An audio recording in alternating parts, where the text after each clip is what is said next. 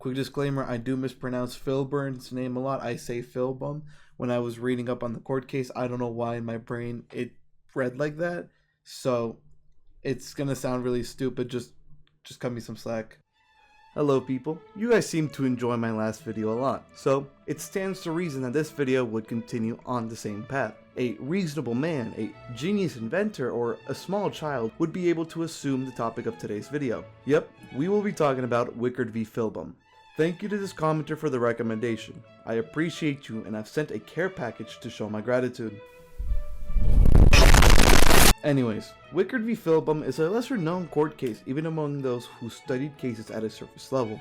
From the surface, this case seems meaningless and a waste of my time. An Ohio farmer was told, "Fuck you, we say you can't grow that many crops." However, this case did something much bigger and, depending on what side of the political spectrum you stand, much worse. The Supreme Court's decision expanded the regulatory powers of Congress. For a bit of background, the farmer, Roscoe Filburn, was growing wheat for himself, not to sell it. That's important, remember that. Now, the US government had previously passed the Agricultural Adjustment Act of 1938, limiting wheat production for farmers in order to control the price and supply at a time where, due to foreign trade, price and supply were unstable.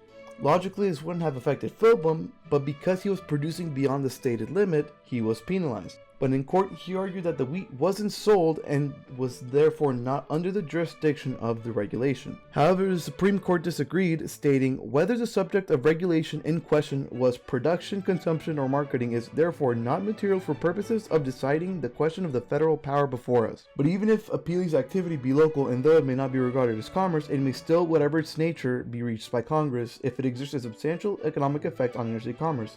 And this irrespective of whether such effect is what might at some earlier time have been defined as direct or indirect. I know I threw a lot of bullshit at you guys. In simple terms, because Filburn was not buying wheat, it affected commerce and was therefore subject to regulations. Because if thousands of farmers began doing this, the effect would become substantial. Now, the importance of this case lies within the justification for its decision. Because this decision, Congress was capable of limiting whatever it wanted so long as it had an effect on interstate commerce, regardless of if it is directly involved. For example, let's say Congress passed an act limiting the amount of output one's garden could produce.